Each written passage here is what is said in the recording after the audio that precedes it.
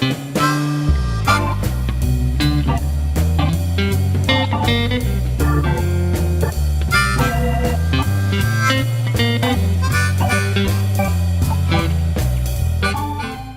tal amigos? ¿Qué tal amigos? ¿Cómo están? Mi nombre es Alberto Hernández y les doy la cordial y calurosa bienvenida a nuestros programas de lunes. Este programa que cada vez se está acentuando más en el gusto de la gente, porque pues hablamos de temas de actualidad, de nuestra actualidad. Pues tristemente ahorita sigue siendo encerrados en un esquema que lejos de ver que vayamos saliendo del hoyo, pues cada vez nos tienen más encerrados. Ya hay multas en algunas ciudades, en dado caso de salir cuando no tienen que salir. En Monterrey pronto ya tendremos, si no es que cuando salga este video, ya estaremos en toque de queda después de las 10:30 de la noche. Ya no vamos a poder salir sin el tapabocas y un montón de cosas, pero se trata de que podamos ver como sí. Entonces, esta ocasión me da muchísimo gusto en Vive Libre tener la oportunidad de saludar a una gran amiga. No es una amiga de ahora, ni de hace un año, ni de hace 10.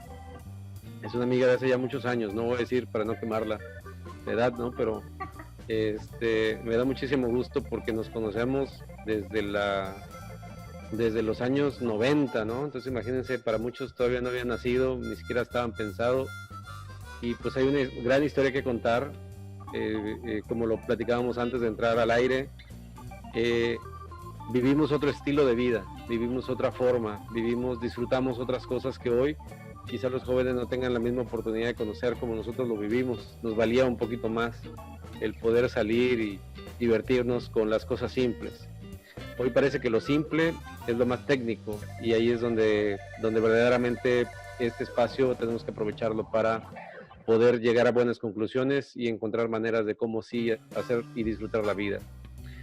Tengo el gusto de presentarles a mi invitada del día de hoy, que es Leti Hernández Reina, maestra de profesión, musicista. Ella me corrigió hace muchos años el término, porque le decía, oye, ¿eres música? Y me decía, no soy música, musicista. Entonces ya platicaremos de ese tiempo y de esos temas. Así que, Leti, ¿cómo estás? Bienvenida a Vive Libre. Me da muchísimo gusto contar con tu presencia. ¿Cómo te va? Hola Betito, pues como lo dices, muy contenta de verte, de saludarte, de saber que estás muy bien, de ver cómo ha cambiado nuestra vida, de ver que nuestros proyectos de vida que teníamos hace muchos años, y a mí no me da pena decir mi edad para nada, al contrario, me enorgullece tener la edad que tengo y estar como estoy, ¿verdad? Y estar como estamos. Así que, pues más de 25 años tenemos de conocernos. Tengo el gusto de conocerte, de tenerte como mi gran amigo y de seguirte desde hace muchos años. Es correcto, si no me equivoco, nos conocemos desde que íbamos en la prepa, nada más que no nos hablábamos, porque tú junto con otro grupillo de chicas de ahí del Esbao eran las fifí de la banda, y pues no le hablaban a la perrada, así que nosotros ahí estábamos ahí aislados y ustedes no veían más abajo del hombro, nada, no te creas. Pero sí me acuerdo mucho de esos tiempos del Esbao, me acuerdo de los tiempos en los que tú te quedaste en el Esbao, yo me fui al Cebetis, y pues ahí andábamos y disfrutamos de un estilo de vida muy diferente, muy diferente, y que bueno, hoy la verdad es que sí quiero y confío y espero que tengamos una excelente conclusión al respecto de los temas que nos atañen, y hacer que los jóvenes universitarios tengan la oportunidad de tener un motivo de inspiración más para mantenerse y tener esperanza de todo lo que se venga más adelante. Leti, platícale a toda la gente que nos ve, ¿a qué estás haciendo ahora? ¿Cuál es tu actualidad? ¿A qué te dedicas? Obviamente en este momento pues todo está detenido, pero antes de la contingencia y tus responsabilidades actuales profesionalmente, ¿cuáles son? Bueno, hola Benito, como sabes, primero que nada tengo algunas licenciaturas que me hacen tener actualmente una dirección en una secundaria. Hace apenas unos 10 años que manejo este nivel. 20 años atrás estuve trabajando también, sabes, secundaria, por lo tanto llevo 32 años como maestra de secundaria, ahora 10 años de directora de secundaria, y estas carreras que yo tengo me hacen participar activamente de la educación de jóvenes en un nivel que no conocía y que amo, que se llama telesecundaria.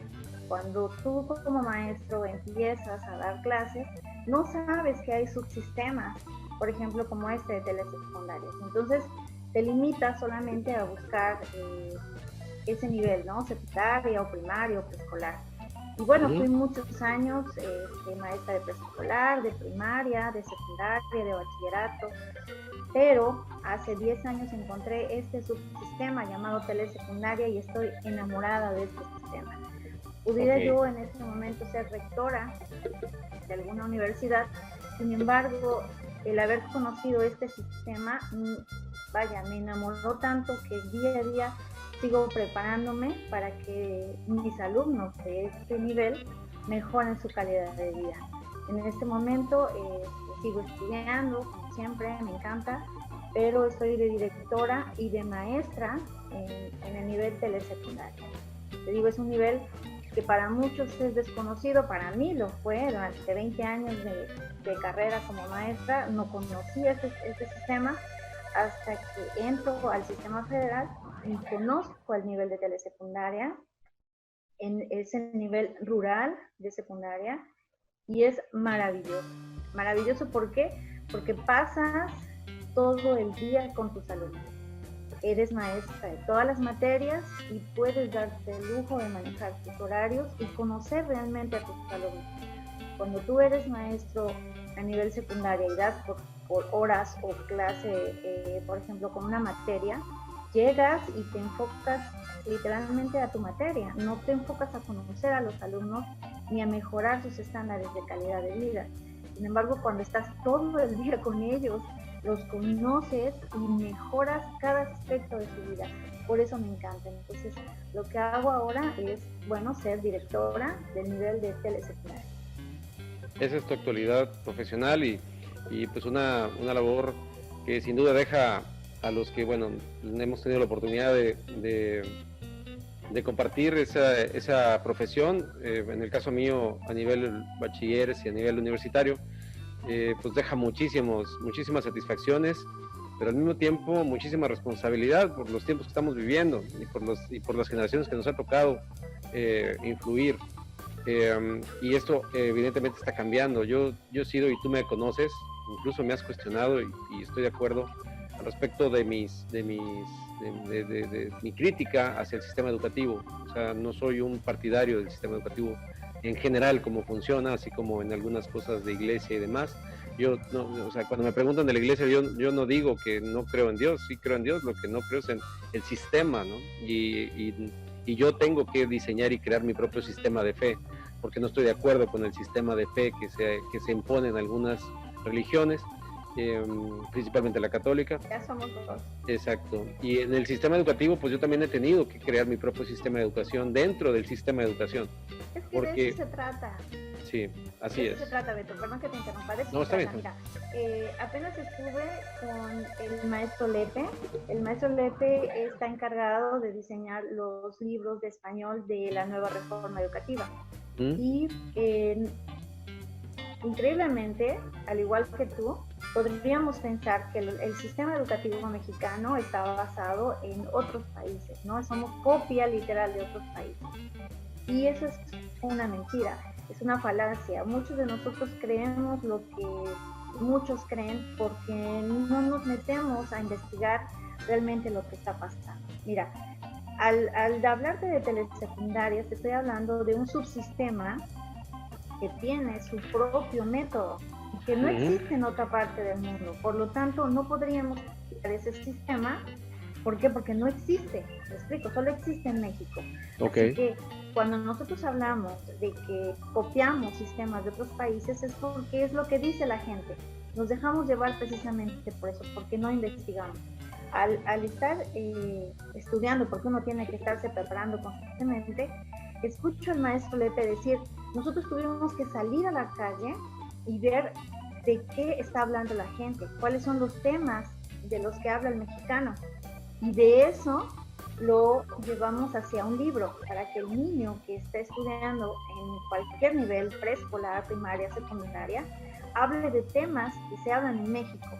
No podemos estar sacando temas de otros países porque no lo entenderíamos. Así que tenemos también que reorganizar nuestras ideas.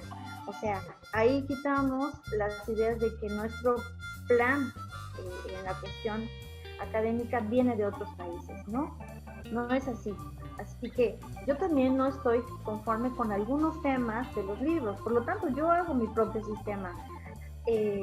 Tiene que ser contextual, no te puedes salir también tanto de la realidad de nuestro país, ¿no? Ni de la realidad educativa, pero sí puedes adaptarlo al contexto social de tus alumnos. Eso sí les sirve. Por ejemplo, si en el libro de matemáticas me habla de algún tema que no tiene nada que ver con mis alumnos, entonces yo lo adapto y les digo, miren, aquí las hectáreas, por ejemplo, ellos les llaman tareas, a lo que nosotros le llamamos hectáreas, ¿no? Le dicen una tarea. Y entonces adaptas el contexto del libro al contexto del alumno. De eso se trata, no de señalar lo que está mal en el libro, sino de adaptarlo. Y entonces podremos mejorarlo. Es mejor mejorar que criticar, por ejemplo, ¿no? La crítica puede ser buena cuando el resultado es para mejorar. No solamente para criticar, para ver lo que está mal, sino para adaptarlo y mejorarlo. Sí, el tema del sistema, independientemente del ajuste o de la tropicalización que hagas tú en lo particular, si, así como deja huella buena en tu caso, en algunos otros casos deja huella mala. Es un proceso. Somos investigadores, los maestros tenemos que ser investigadores de nuestro trabajo. Y si tú nada más te conviertes en leer lo que vas a enseñar y pasarlo literalmente, entonces no eres un investigador, solamente estás pasando la información y te vuelves como una especie de estudiante que repite las cosas. No se trata de repetir las cosas, se trata de analizarlas, investigarlas, comprobarlas, llevar al niño a que él mismo se pregunte si lo que tú estás diciendo está bien o no está bien. Entonces lo tienes que volver también un investigador de su propio conocimiento. Por ejemplo, nosotros como docentes también somos estudiantes de los propios alumnos, tenemos que conocerlos, o sea, ir más allá y también investigar las cosas que vienen. Por ejemplo, hay muchos libros de texto que traen información y nosotros tenemos la obligación de saber si está bien o no. ¿Cómo? Pues con las fuentes de información. O sea, ahora hay muchas fuentes de información, ya no es tanto como en nuestra época que teníamos que ir a una biblioteca, teníamos que leer. Ahora las fuentes son hasta de persona a persona, o puedes ir al lugar en donde se dice que está la información. O sea, tenemos que hacer a los alumnos investigadores, igual que nosotros. Tenemos que investigar si la información que está en esos libros es verdadera. Es correcto, digo, yo la regla número 1 que pongo en mis aulas o en mis cursos o en cualquier relación que yo tengo en el cual voy a compartir información es que no me crean, que investiguen, que así como yo tengo mi información, cada quien tiene que tener su información porque la contextualización es hoy por hoy y siempre importantísimo. O sea, en mi contexto es mi contexto, pero el contenido de alguna información que aplica para 60 o 40 chavos que tengan un aula, se va a contextualizar en razón de las necesidades de cada quien. ¿Cómo permear esta forma en la que tú hablas, en este escenario ideal en el que tú planteas?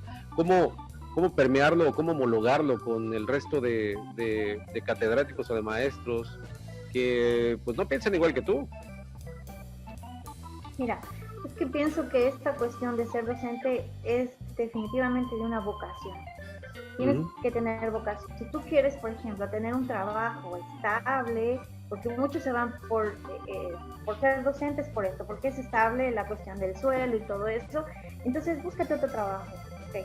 Tú nada más buscas la cuestión económica, hay miles de empleos que te pueden dar una economía estable, pero si tú buscas de verdad la vocación de la investigación, del trabajo diario, de ser innovador, de amar y de apasionarte de las cosas, entonces vuélvete un maestro. Pero si no tienes esa vocación, sé honesto contigo mismo y recuerda que estás cambiando del futuro a mucha gente. O sea, tenemos en nuestro día a día a mucha gente que está escuchándonos y nos cree. Eso es tener un peso muy grave, porque si tú dices mentiras, si tú vas al aula y das un mal ejemplo, entonces echas a perder la vida de muchos niños. No se vale. Entonces tenemos que ser muy corresponsables de lo que hacemos, amar lo que hacemos y prepararnos día a día. El ser docente no es una tarea fácil, entonces hay que ser muy honestos. No voy a ser investigador, no me gusta leer, no me gusta prepararme, no me gusta arreglarme hasta físicamente. O sea, es increíble que eso impacta a las personas. O sea, yo tengo alumnos que te ven y te siguen, porque hay un dicho muy bueno que valen más los hechos que las palabras. Tú le puedes decir a un niño que la dieta es muy importante, la salud, pero si a ti te ve pasado de peso, si te ve que no haces actividad física, si te ve que no te arreglas, entonces no le impacta lo que le dices, tiene que impactarle lo que le dices. Y si te ve que estás estudiando, por ejemplo, yo comento a mis alumnos, acabo de terminar este curso, estoy haciendo el otro, estoy haciendo una maestría, mi tesis se trata de esto. Entonces los niños me ven y dicen, ¿cómo? ¿A sus 50 años todavía sigue estudiando?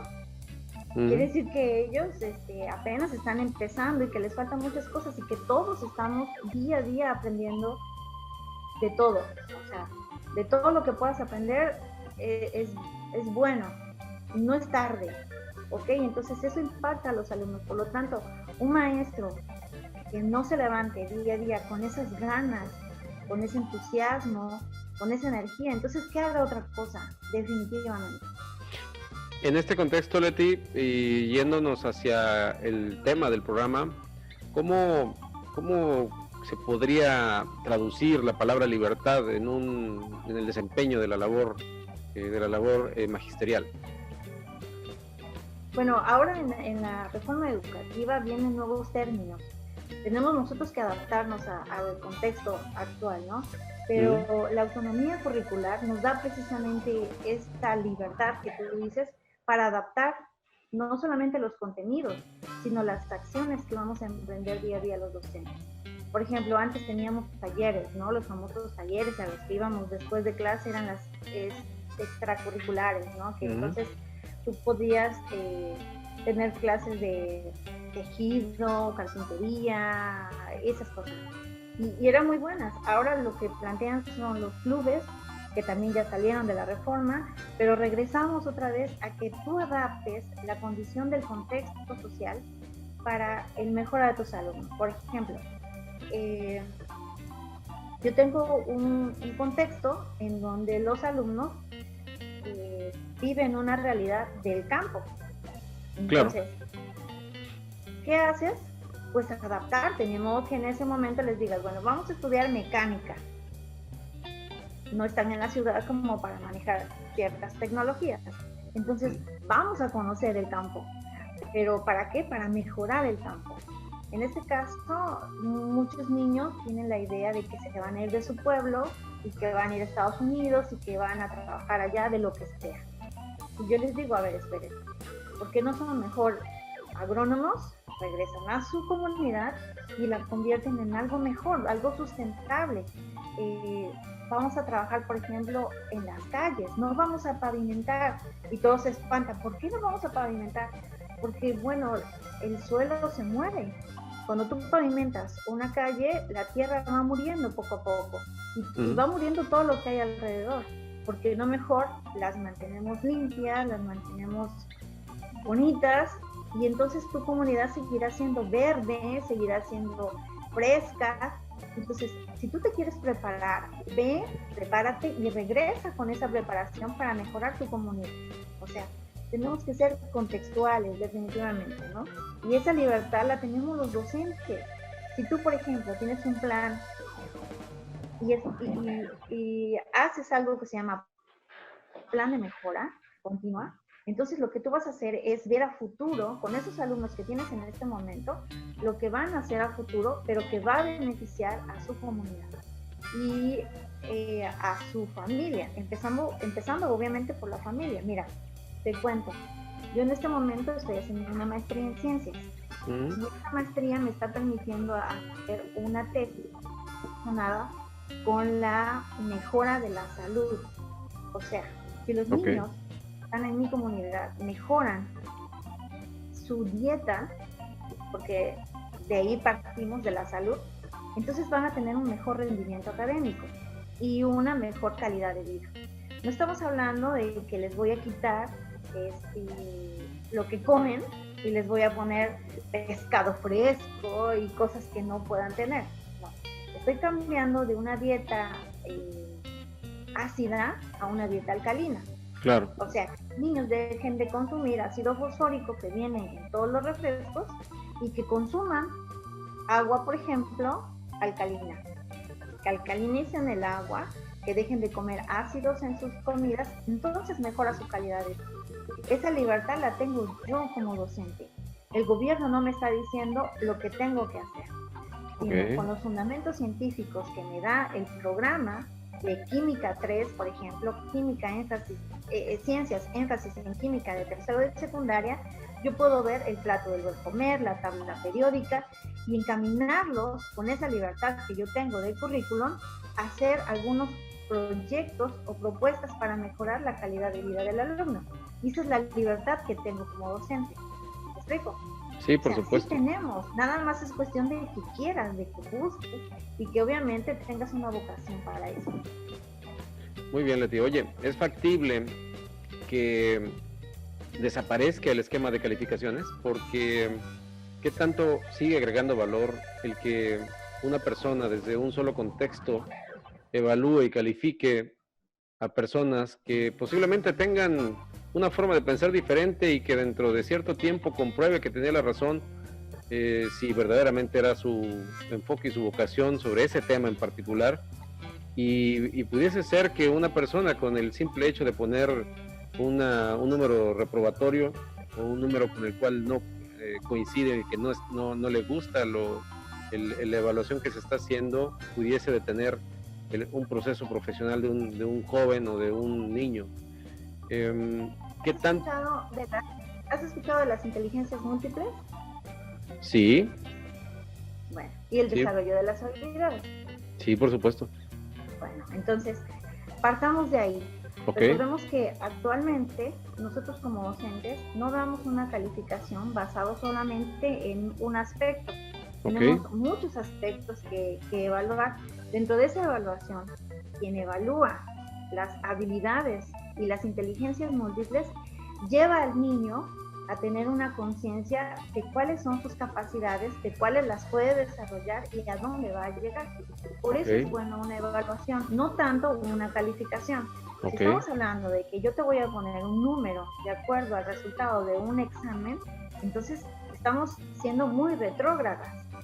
La evaluación por sí sola nos sirve para medir nuestras capacidades y para orientar nuestras habilidades, pero nunca para decir qué clase de persona eres o en qué rango te voy a colocar de una escala, ¿verdad?, que se ha creado a partir de muchos años. Eso ya no existe. Si tú como maestro no te preparas, no sabes que actualmente ya no se deben de poner evaluaciones escritas. Eso es solamente un rasgo de memoria, que solamente obviamente le va a servir a los que tienen pues buena memoria, ¿verdad? Y todos los demás, y todas las inteligencias las estás dejando a un lado, y todas las habilidades las estás haciendo a un lado. Entonces, no puedes tener una calificación solamente con un solo rasgo. Lo que tienes que hacer como docente es observar día a día las habilidades de tus alumnos, pero en las inteligencias múltiples. El que sabe bailar, el que sabe cantar, el que sabe dibujar, el que sabe hablar, el que sabe investigar. Vaya, son muchas. Y entonces guiarlos y decirles, mira, tú eres bueno para, si sigues desarrollando esta habilidad, serás un excelente pintor o un excelente, a lo mejor, coach, ¿verdad?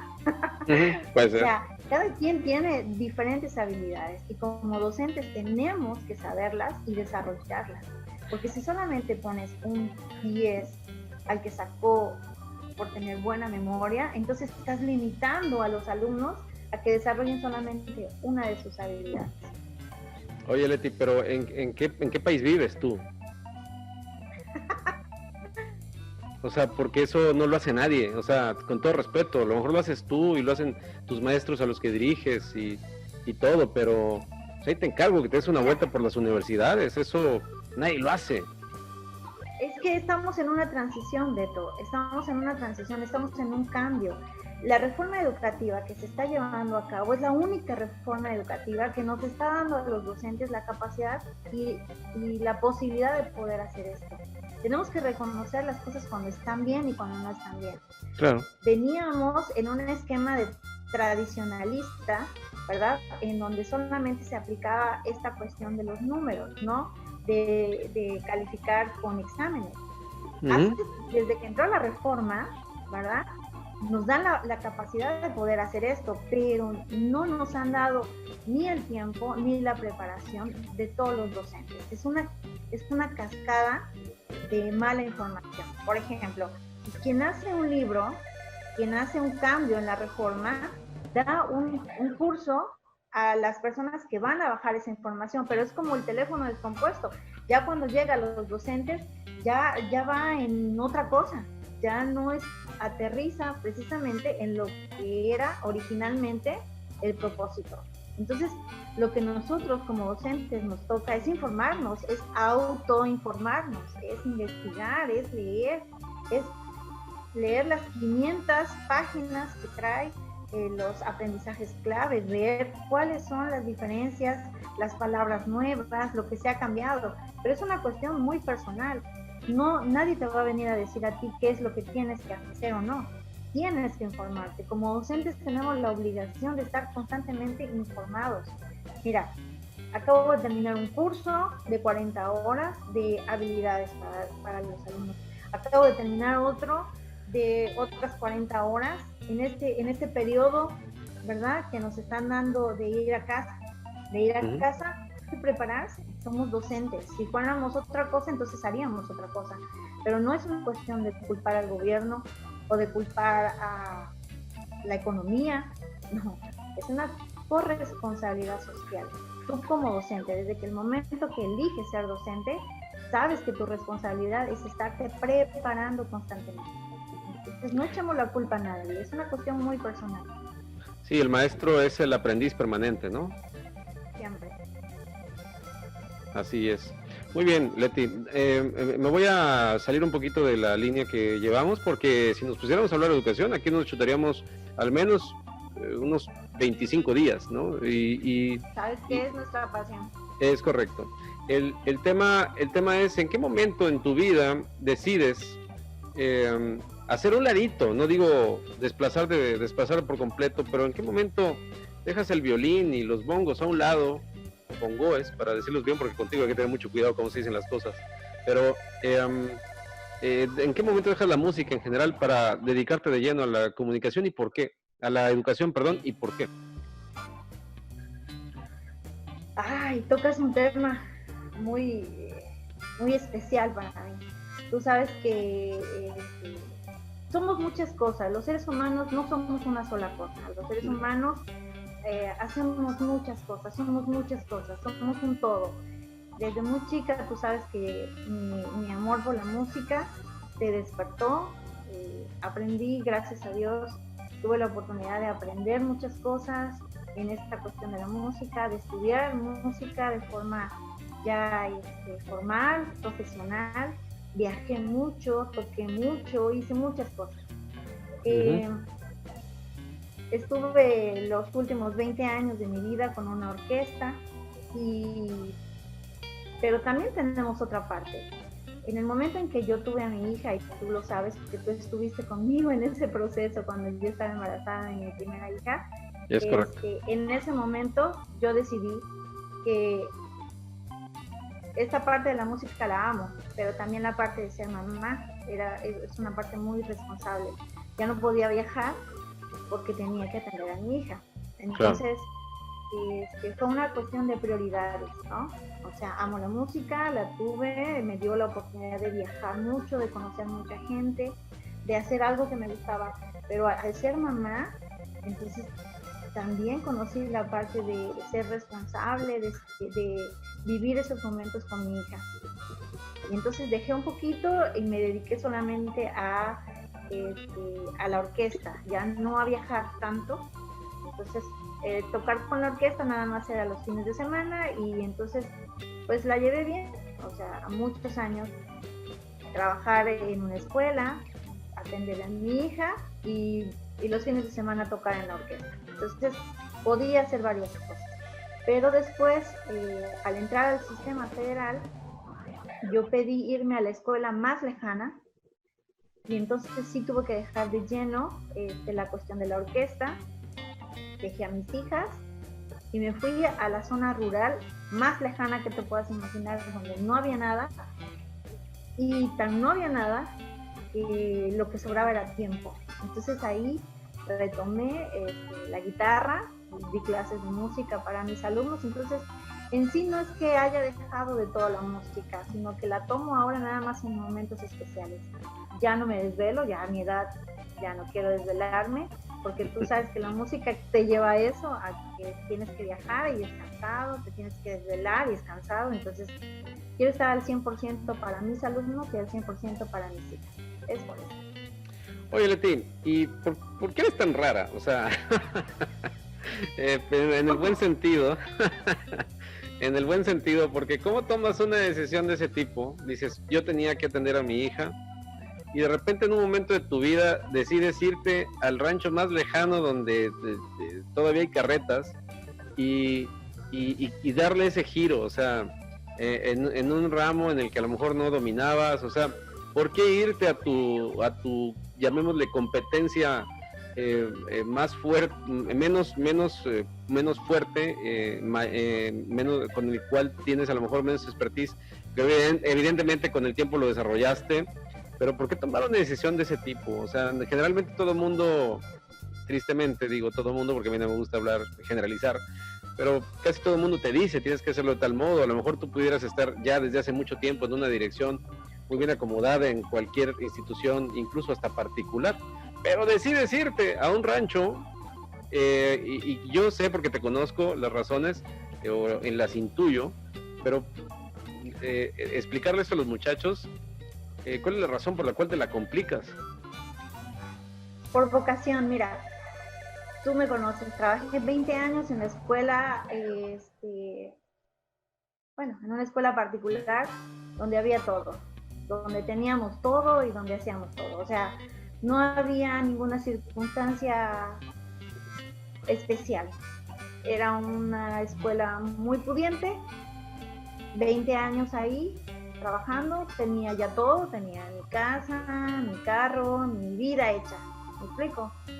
Y de repente empieza esta cuestión del examen para entrar al sistema federal, ¿no? Entonces yo dije, lo siento, ¿no? Yo soy de particular, del gobierno no me interesa, pero mis compañeras me dijeron, lo que pasa es que te da miedo hacer el examen.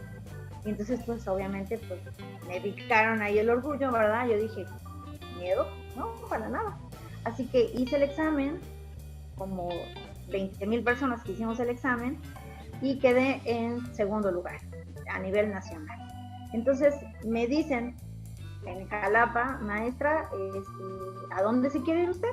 Mire, se abrió norte y se abrió sur del estado de Veracruz. Usted escoja el lugar donde se quiera ir. Y yo dije, por favor, mándeme al lugar más lejano y más necesitado, ¿ok? Soy maestra y quiero sentir lo que es estar en un lugar en donde necesiten maestros.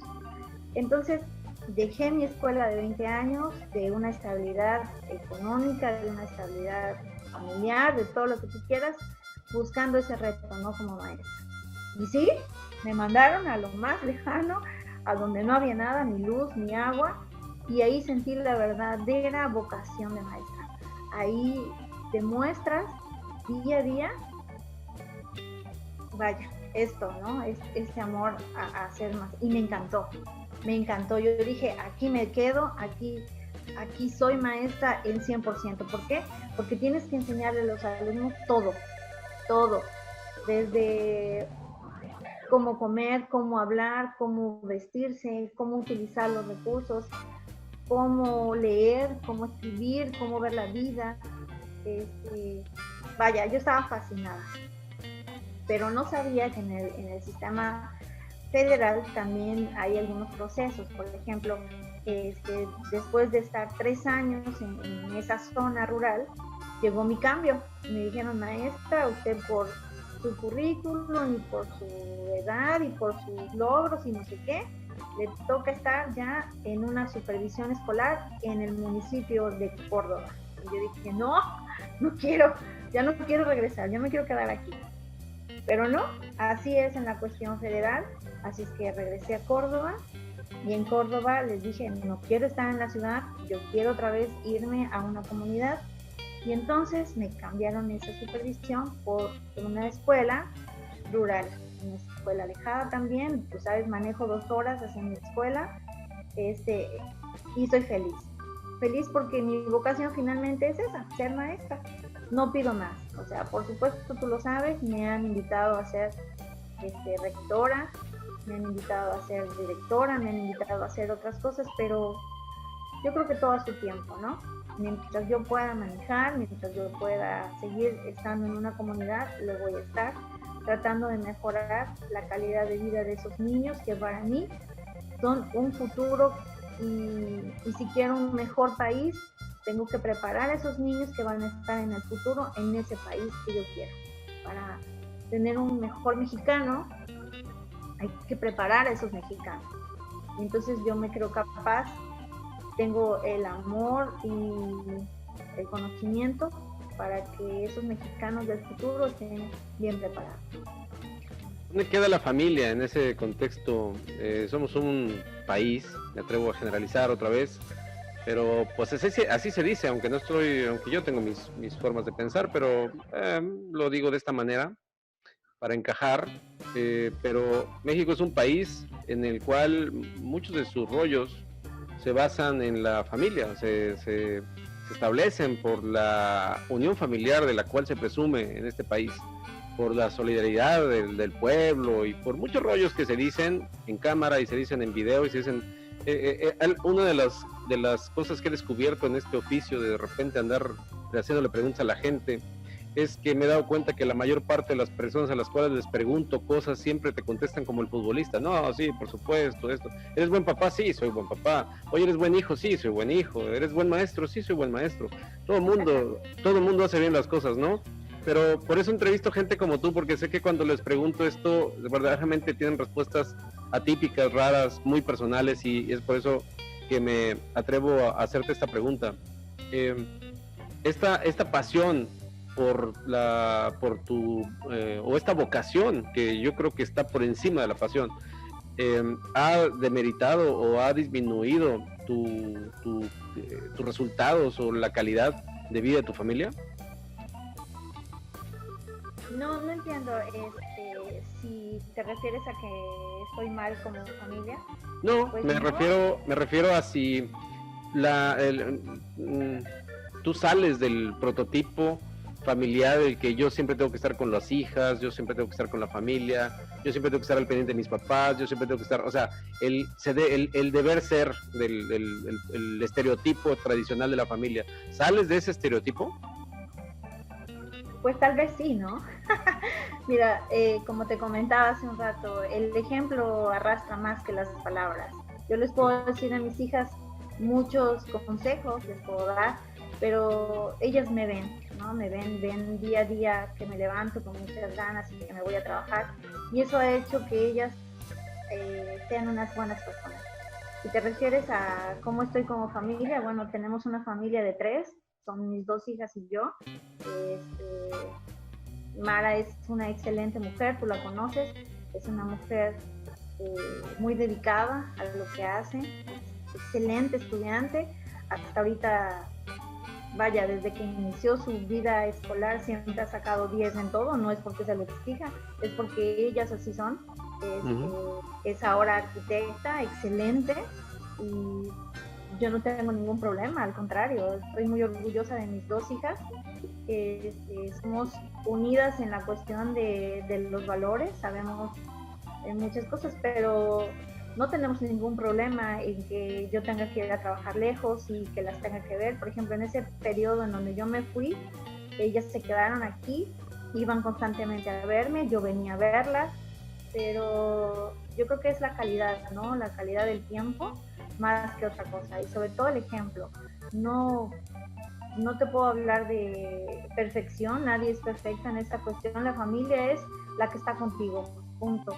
En este caso son mis dos hijas y yo es nuestra familia, ¿no? Mi familia se compone de 3, mis dos hijas y yo, contra el mundo. Y de ahí, pues mis papás, tú sabes que yo los amo, los visito, los voy a ver y para mí son un gran ejemplo, pero ellos que me conocen saben que me gusta la pasión por lo que tengo. Igual cuando era más joven me iba y ellos sin ningún problema, o sea, yo viajé mucho y sin ningún problema, a veces pasaban, ahora tienes un teléfono celular en donde inmediatamente te comunicas, pero en la época en donde yo viajé solo había teléfonos de casa y a veces pasaban semanas y yo no hablaba, o sea, yo creo que desde ahí, ¿no? Comienza esa forma de vida que tengo como familia.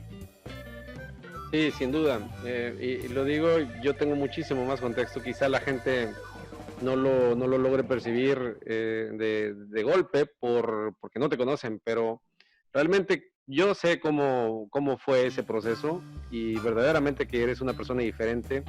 Y eso es lo que estoy tratando de buscar a través de Coaching TV, que la gente conozca que hay en nuestro entorno inmediato gente como tú que puede más adelante comunicarse contigo para pedirte un tip, para pedirte un consejo, para pedirte una línea de opinión, y eso es lo que se trata. Estamos por terminar, Leti, la entrevista. Estoy muy contento y siempre me la paso bien cuando platicamos.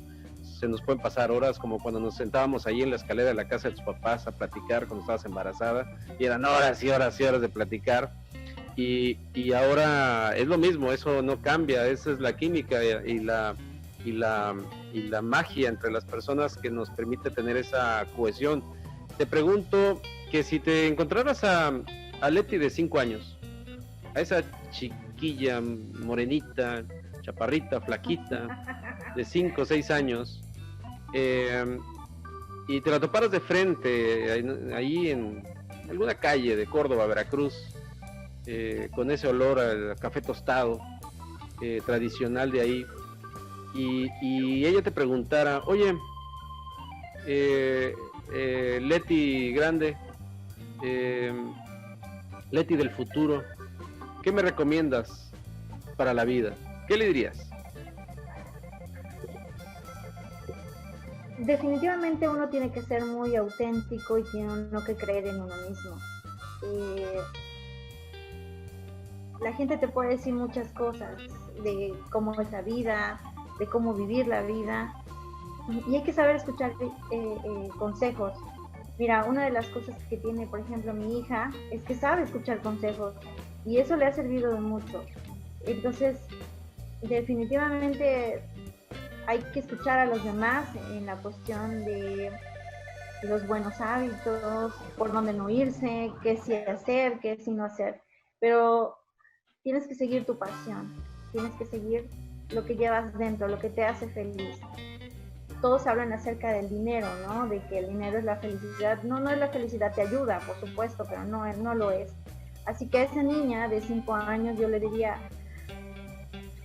sí, guíate por tu intuición, es algo que a mí me ha funcionado mucho en la vida, guíate por eso que te hace feliz, no pierdas tus valores como no lo has hecho. La gente te puede decir que estás mal en muchas cosas, pero tú sabes que no es así. Cuando uno está seguro que no es así, entonces hay que dejarse guiar por eso. Así que esa niña a los 5 años era muy feliz porque jugó mucho. Yo creo que los niños tienen que jugar mucho, tienen que ser auténticos, tienen que ser únicos y no dejarse guiar por estándares, ¿verdad? Sociales. Hay que ser auténtico, hay que ser feliz todos los días, hay que ser sencillo y hay que agradecer a Dios, definitivamente. Entonces, bueno, creo eso. Ok, si te preguntara esa misma niña, más adelante, siguiendo tus consejos, siguiendo tu sugerencia, o cualquier niño, cualquier joven, porque hoy está muy de moda decir, haz lo que te apasiona. ¿Cómo sugieres tú que se puede lograr entender o saber cuál es verdaderamente tu pasión? Pues lo que te hace feliz mientras no dañes a los demás. Si tú piensas, por ejemplo, que tu pasión es hacer algo que le hace daño a los demás o que te hace daño a ti mismo, porque te puede hasta confundir, ¿no?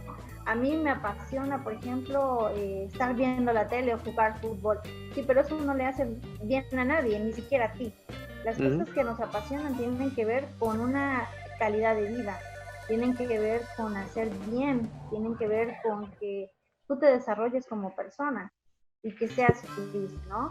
A lo mejor el fútbol, por ejemplo, es algo que les apasiona a mucha gente, pero tenemos que ser realistas. ¿Eres bueno en el fútbol? ¿De verdad te levantas a las 5 de la mañana a hacer ejercicio, a practicar? ¿Crees que tienes un futuro en eso? Entonces, si crees todo eso, hazlo.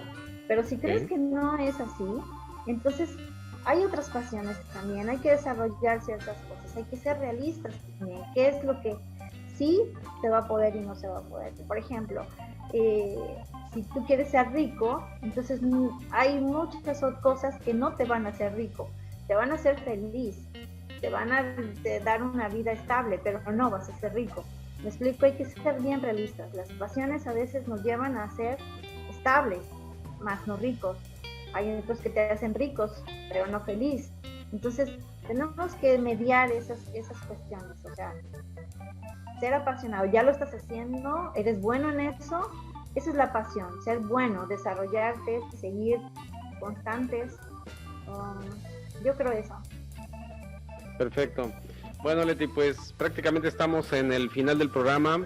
Esta no va a ser la última. Sin duda, yo creo y más bien quiero que tú me ayudes con este esfuerzo que estamos haciendo en Coaching TV para poder crear un espacio que nos permita seguir hablando de educación, porque se ocupa muchísimo hablar de educación, no solamente de educación en el aula, y no solamente en el aula del niño, del adolescente, sino en el aula del universitario, en donde cuando de repente nos damos cuenta que nos han mandado a la universidad, nos están mandando como cascajo, ¿no? Como se dice aquí en Monterrey. O sea, de repente dice, ¿cómo es posible que este niño no siquiera, este chavo, no sepa aprender?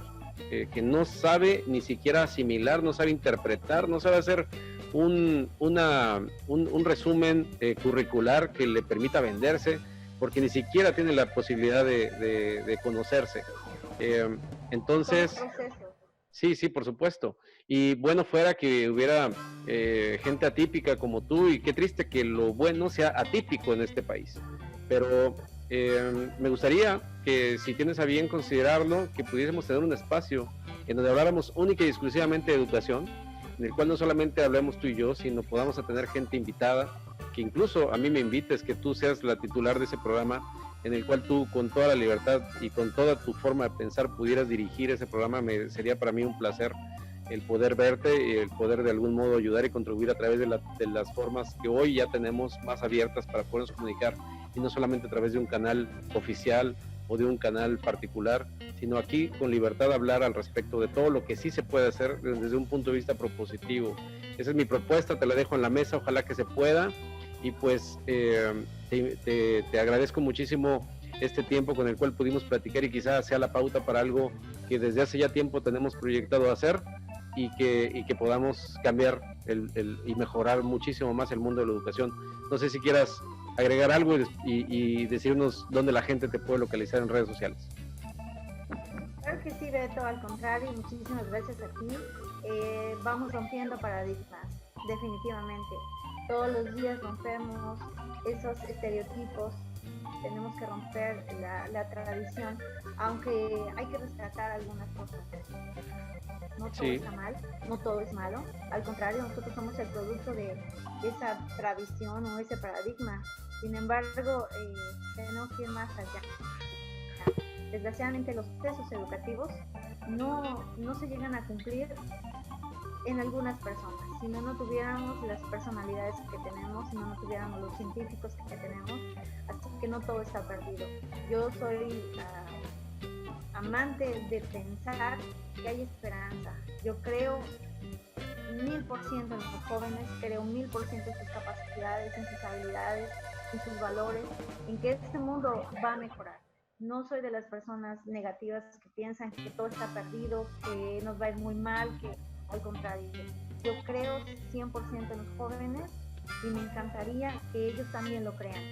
A ellos a veces no creen en sí mismos porque nosotros no les hemos dado esa confianza, pero la capacidad que tienen los jóvenes, los niños, de crear cosas es impresionante. Yo creo en ellos y por supuesto que me encantaría tener un espacio en donde ellos escuchen que creemos en ellos, en donde ellos sepan que valen, en donde ellos sepan que el futuro que viene va a depender de sus decisiones, por lo tanto son muy importantes. Creo que estos espacios en donde tú estás abriendo puertas para que los jóvenes escuchen que hay posibilidades, que hay un futuro en este país, es perfecto. Entonces te felicito de verdad que hagas este programa en donde incluyas a personas comunes como yo que tienen algo que decir, ¿verdad? A los jóvenes, porque principalmente tú estás enfocado en este nivel de universidad en donde ellos ya se supone deberían de saber qué quieren de su vida, pero desgraciadamente tienen muy pocas probabilidades, muy pocas oportunidades en el mundo, y en este momento ellos tienen que hacerse de sus oportunidades, no tienen que esperar a que alguien más les dé una oportunidad.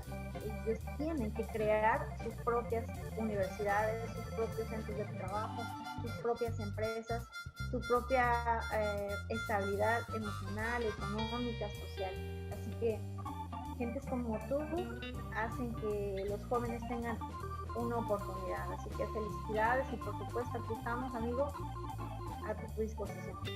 Muchísimas gracias, Leti, y admiro tu sencillez al decir que eres una persona común. Si es lo menos que eres. Eres una persona que sale del ordinario, eres una persona extraordinaria y la cual le recomiendo a la gente que siga. Dentro de ese perfil que tienes, pues se encierra demasiada sencillez, pero la verdad es que sí, les recomiendo que te sigan y que cuando empezamos a llevar a cabo este proyecto de hablar de educación, ya tenemos por ahí también un espacio donde vamos a hablar de libros con próximamente, yo creo que ya la próxima semana ya vamos a estar aquí con Yami Almaguer, que nos va a hablar de recomendaciones de libros.